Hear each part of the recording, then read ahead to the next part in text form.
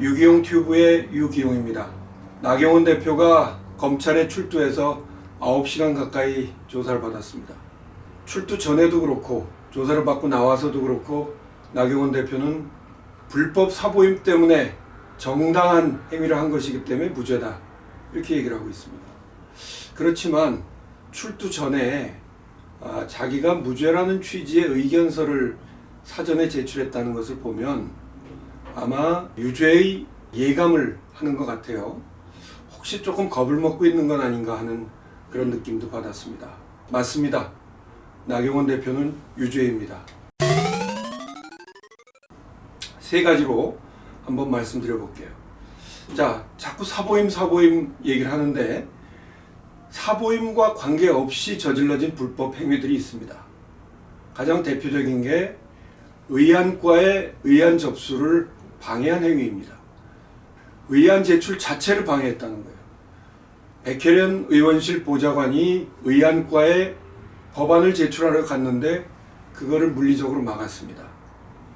그리고 의안과 앞에 들어눕고 의안과 내부를 점거해서 이은재 의원 같은 사람들은 백혜련 의원의 법안을 찢어버렸고, 그리고 자유한국당의 어떤 관계자들은 팩시밀리 접수를 못하게끔 팩시밀리를 부셔버렸습니다. 국회가 의원들이 법안을 제출하는 것을 방해하는 행위가 어떻게 정당화될 수 있겠습니까? 생각해 보십시오. 그 앞에 수십 명이 들어놓았는데 그 사람들이 다 가서 자발적으로 그랬겠습니까? 나경원 대표가 지시한 것입니다. 그래서 나경원 대표는 유죄입니다. 두 번째, 사보임이 불법이라고 얘기를 하는데 사보임은 절대로 불법이 아닙니다. 국회법상으로도 근거가 있고요. 문희상 의장님도 그 사보임이 불법이 아니라는 의견서를 제출한 바가 있습니다. 20대 국회 들어서 대략 600건 정도의 사보임이 있었습니다. 그런데 놀랍게도 그 중에 183건이 자유한국당 원내대표가 신청한 사보임이에요. 유인태 국회 사무총장은 사보임의 경우에는 본인 의사를 확인하지 않는다, 이렇게 얘기를 했습니다. 그래서 그 사보임이 불법이 아니라는 겁니다. 임시회 내에 사보임 안 된다? 그것도 사실과 다릅니다. 2003년 이후에 임시국회 기간 중에 이루어졌던 사보임이 1982건이나 됩니다. 어떻게든 사보임을 불법이라고 해서 면죄부를 받으려고 하는 생각이라면 그것은 잘못된 것입니다. 사보임은 절대로 불법이 아닙니다. 자, 세 번째, 국회 선진화법이라는 법을 어긴, 실정법을 어긴 것이 과연 정당한 행위라고 용서받을 수 있을까요? 한 가지 예를 들어보겠습니다. 자유한국당의 황교안 대표가 공안검사 출신이죠. 그런데 황교안 대표가 다뤘던 사건들이 대개 어떤 사건들입니까? 과거 독재 정권에 반대해서 독재 정권의 부당함을 알리는 그런 정의로운 행동들에 대해서, 그럼 정당한 행위였기 때문에 황교안 대표는 무죄를 구형했었습니까? 그리고 그 당시 법원에서 무죄 판결을 했습니까? 실정법 위반이라는 이유로 유죄 판결을 했죠. 판사 출신인 나경원 대표 얘기를 한번 들어봅시다.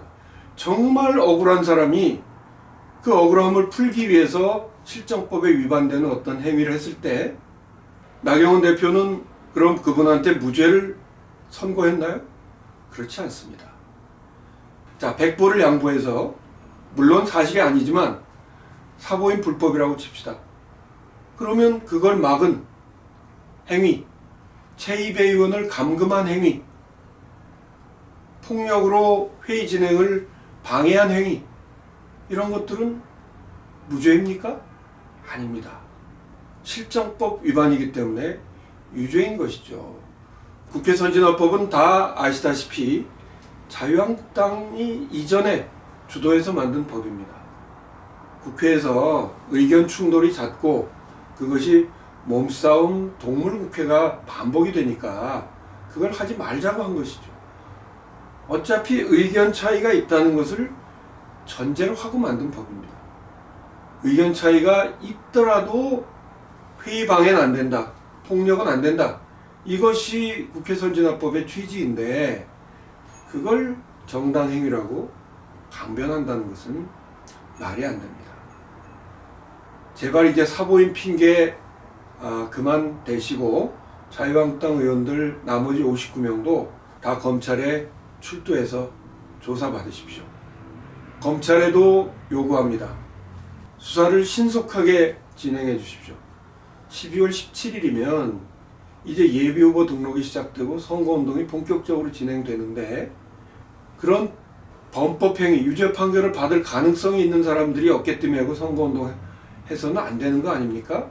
그러니까 12월 17일 이전에 기소 여부를 검찰은 빨리 판단해 주시고 만약에 자유한국당 의원들 출두 안 하면 정경심 교수 소환 없이도 기소했던 것과 마찬가지로 지금 영상 증거는 다 검찰에서 확보하고 있지 않습니까? 그분들이 소환에 응하지 않더라도 다 기소해서 실정법 위반에 대한 정당한 법적 책임을 지도록 해야 할 것입니다. 그것이 검찰의 책무입니다.